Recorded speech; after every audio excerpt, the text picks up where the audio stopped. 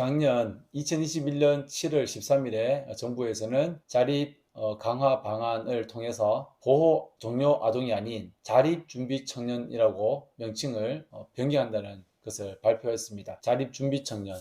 사실 자립준비 청년을 변경하기 전에 아동권리보장원에서 설문조사를 하였습니다. 당사자들에게 어떻게 불리워주고 싶으냐. 사실 많은 고민을 하지 않았습니다. 즉 제가 퇴소했을 때 우리가 어떻게 불리워지느냐, 왜 우리가 자립정착금을 200만원, 그 당시에 200만원, 2002년에 200만원을 받을 수 있는 그 근거가, 법적 근거가 무엇인지, 그런 것에 대해서 고민을 전혀 하지 않았습니다. 물론 그 청년 시절에 법에 대해서 안다는 것은 참 어떤 또 다른 분야이기도 해서 그런데 성장하고 보니 우리를 부르는 말이 보호 종료 아동이었습니다. 보호 종료 아동이라는 그 용어에 대해서, 변경에 대해서 많은 분들의 전문가분들의 생각과 또한 당사자들의 그러한 뭔가 또 다른 생각을 통해서 아동 권리 보장을 위해서 설문조사를 하였고, 정부에서는 자립 준비 청년이라고 명칭을 변경한다고 하였습니다.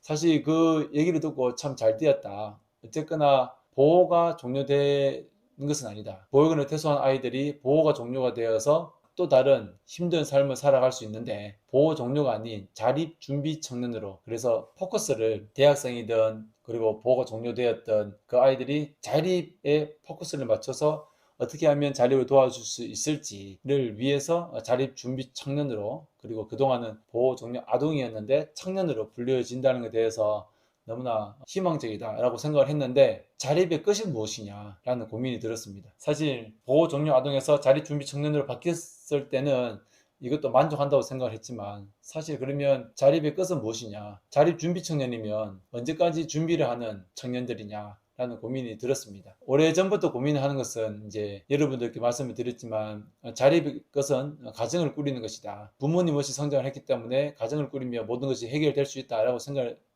했지만, 가정을 꾸리고 아이를 놓고 보니 또 다른 자신의 자녀가 있다면 할머니와 할아버지가 없기 때문에 이건 역시 자립의 끝은 아니다라는 생각이 들었습니다. 우리 사회적인 공감대가 형성이 되어야 되겠지만, 몇 살 때까지 자립을 할 수 있느냐. 한 가정에서, 평범한 가정에서 청년이 성장하여서 결혼을 하게 되면 분가를 하게 되는데, 분가를 하면 그것을 독립을 했다라고 얘기를 하는 것 같습니다. 독립을 하는 것은 가능하지만 자립을 하는 것은 사실상 불가능하다. 왜냐하면 부모님이 돌아가시기 전까지 어떤 명절에 부모님을 찾아뵙고, 또 부모님으로부터 어떠한 도움을 받는 사례들이 많습니다.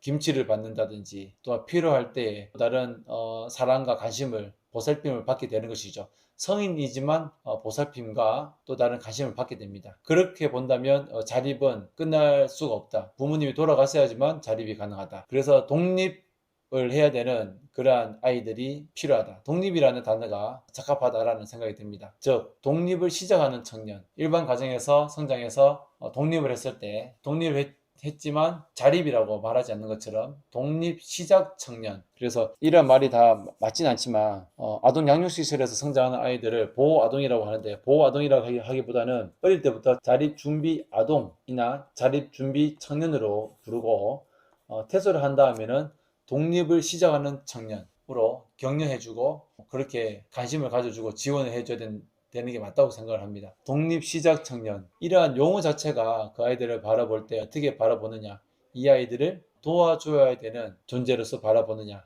아니면 정말 삶을 살아가는데 당당하고 당차고 또한 힘있게 살아가는 청년으로 바라봐야 하느냐, 그런 것들이 결정되어질 수 있다고 생각합니다. 여러분의 생각은 어떤지 모르겠지만, 아동 양육시설을 퇴소하는, 즉 이전에 보호 종료 아동 그리고 자립 준비 청년으로 불렸던 이 청년들을 독립 시작 청년으로 바라보고, 정말 이 사회에서 어떤 부당한 대우를 받지 않고 그들의 권리를, 또한 독립을 하는 삶의 한 주체자로서 이 아이들이 성장할 수 있도록, 이 청년들이 이 사회에서 온전히 인정받을 수 있도록 우리가 바라보는 것, 지원해 주는 것이 중요하다고 생각합니다.